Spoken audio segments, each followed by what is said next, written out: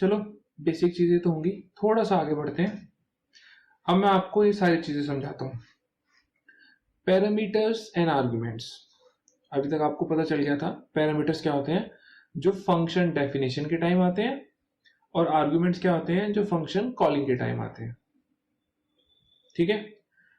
एक और चीज होती है डिफॉल्ट पैरामीटर।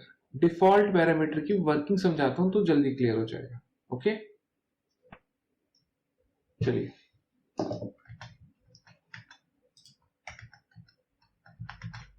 ये एक फंक्शन था, पहले तो मैं इजी वाला कर लेता हूं, सम वाला, उसी के अंदर सारी चीजें समझा देता हूं।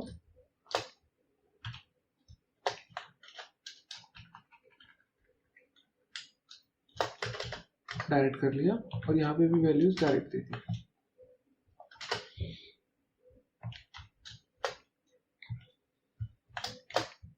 इसको रन करते हैं, आंसर आ गया। ओके, अब आते हैं डिफॉल्ट क्या होता है। आप यहां देख रहे हो दो वेरिएबल्स है। अगर मैं यहां लिख दूं डेफ सम a इक्वल 10 b इक्वल 3, ये दोनों डिफॉल्ट वैल्यूज हैं।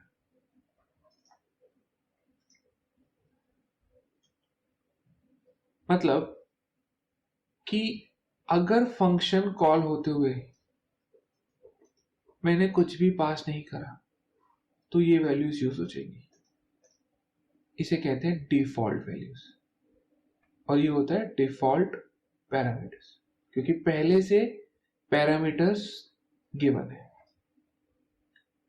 ओके, इसको रन करके दिखाता हूं। यहां पर मैंने लिख दिया, मैं फंक्शन को कॉल करता हूं, कुछ नहीं पास करता। आया समझ? दूसरी बात, ऐसा भी हो सकता है कि मैं एक वैल्यू पास कर दूं और दूसरी नहीं। क्लियर? यानी कि 20 तो ये वाला 20 ए को मिल गया और बी को बाय डिफॉल्ट वैल्यू 2 मिली, इसलिए 22 प्रिंट हो गया। ठीक है। एक और चीज, अगर मैं इसको दोबारा कॉल करूं,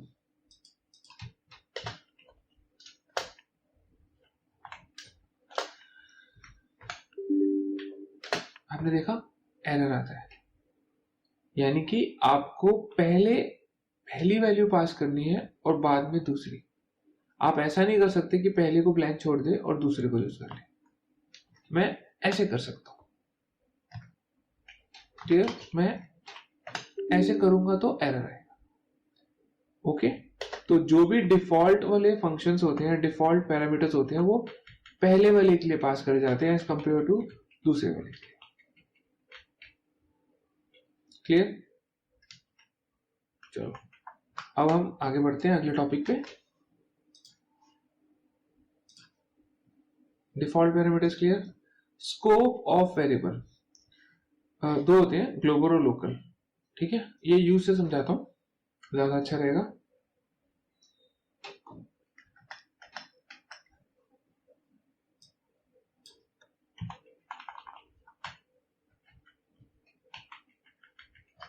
मैं इसको रन करता हूं, फंक्शन कॉल करता हूं। आंसर तो अभी भी आ गया। आपने देखा आंसर अभी भी आ गया। ये जो दो वेरिएबल्स थे यहां पर ऑटोमेटिकली यूज हो गए। मैंने फंक्शन कॉल करा जो कुछ नहीं लेके जाता, ये भी कुछ नहीं लेके जाते। मतलब ना आर्ग्यूमेंट्स है ना पैरामीटर्स है। मैं दे भी सकता हूं, ऐसा कुछ नहीं दे सकता, वो भी दिखा देता हूं एग्जाम्पल। लेकिन जो मेन बात मैं समझा रहा हूं कि जो वेरिएबल्स मेन में डिक्लेयर है वो भी फंक्शन के अंदर ऑटोमेटिकली आ सकते हैं। मैं यहां वैल्यू पास कर देता हूं, लेकिन मैं यूज नहीं कर रहा। मैंने x को 2 पास कर दिया लेकिन मैं उसको यूज नहीं कर रहा, मैं तो a और b को यूज कर रहा हूं। चलो मैं यहां पे x भी लिख देता हूं। आया समझ कि होते क्या है ये? पहली चीज क्लियर। अब एक और चीज दिखाता हूं, a equal a plus x और प्रिंट एरर आ गया। रीजन सामने लिखा है, लोकल वेरिएबल को वैल्यू नहीं दे सकते आप। आई बात समझ में? अगर मैं ऐसे लिख दूं,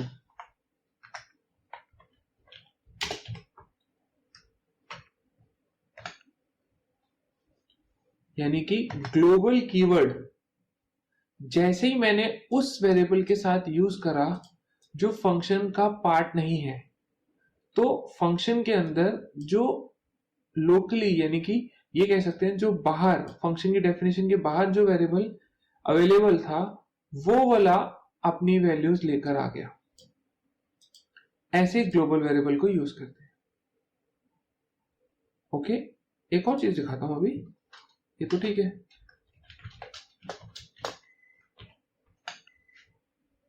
ए कैसे 12 हो गया? क्योंकि ग्लोबली हमने ए की वैल्यू चेंज करी थी, तो जो यहां वैल्यू चेंज हुई वो यहां पर भी परमानेंटली चेंज हो गई। आई बात समझ में? अगर मैं फंक्शन कॉल से पहले ए को दिखाता तो उसकी ये वाली डिफॉल्ट वैल्यू होती जो यहाँ गिवन है, तो यहाँ पे पहले प्रिंट होता 10, फिर फंक्शन कॉल होता, वहां पर a की वैल्यू हम 12 कर देते, और उसके बाद जब यहाँ 12 प्रिंट होता तो कॉलिंग के बाद भी जो वैल्यू प्रिंट होती वो भी न्यू वैल्यू प्रिंट होती। क्लियर? ये थोड़ा इंपॉर्टेंट टॉपिक है क्योंकि इसके ऊपर आउटपुट्स आते हैं। ओके, तो इसको थोड़ा सा ध्यान से देखो। एक बार दोबारा दिखा देता हूं। अगर मैं जो बाहर ग्लोबली वेरिएबल डिक्लेयर है उसकी वैल्यू चेंज करने की कोशिश करूं फंक्शन के अंदर, तो एरर आ जाता है इस स्टेटमेंट पे, क्योंकि एक लोकल वेरिएबल है। लेकिन इसको चेंज करने के लिए मेरे को ग्लोबल कीवर्ड लिखना पड़ेगा। मैं ये बता रहा हूं कि ये जो ए यहां पर आ रहा है ये वाला है। ओके, अब चलाऊंगा, चल जाएगा। एक और चीज आती है, क्या हम ए नाम का वेरिएबल डिक्लेयर नहीं कर सकते? हम कर सकते हैं।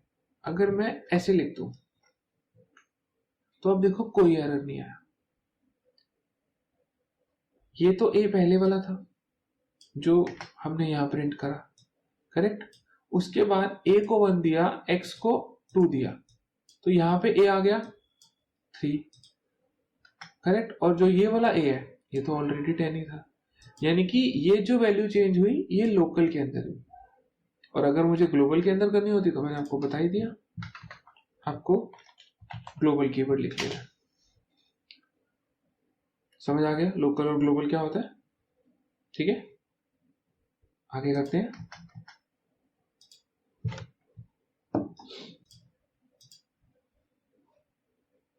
आगे बढ़ते हैं।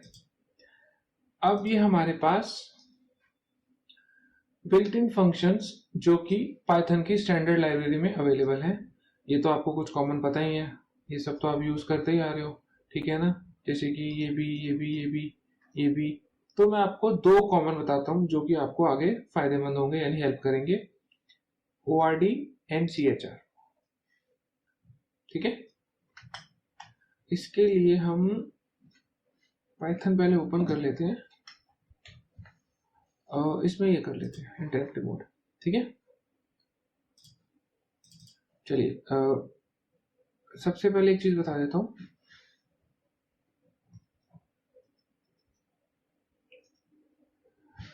कि आपको अगर याद हो 65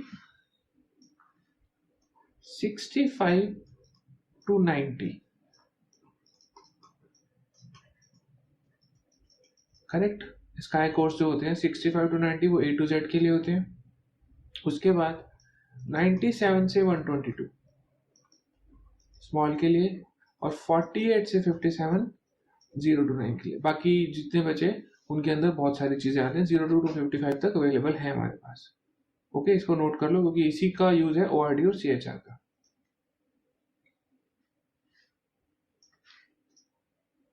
चलिए, सबसे पहले मैंने एक वेरिएबल लिया, इसको वैल्यू दे दी 99।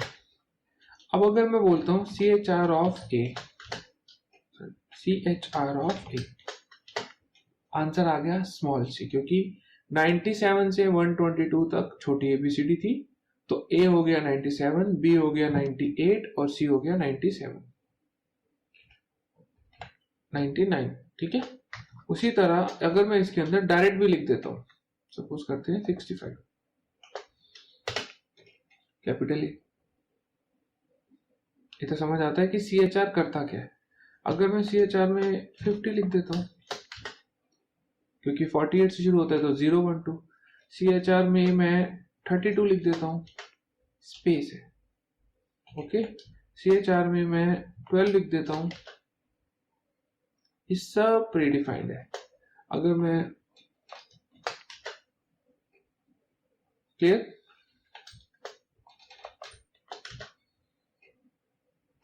आई बात समझ में। उसी तरह जो सेकंड फंक्शन मैंने आपको बताना है वो है ORD, इसके बारे में बात कर लेते हैं। ORD इसका अपोजिट मैंने लिखा, आगे समझ। उसी तरह स्पेस डाली 32,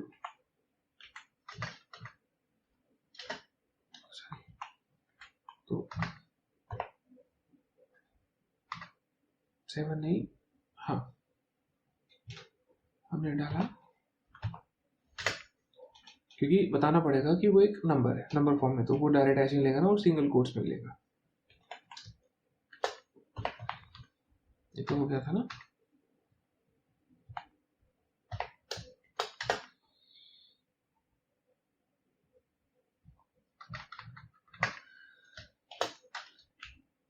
हमने ले लिया, इसमें तो वो आते हैं ना, चलो ले लेते हैं y, वो उल्टा करना था ना मैंने। आगे समझ ORD और CHR का काम क्या है।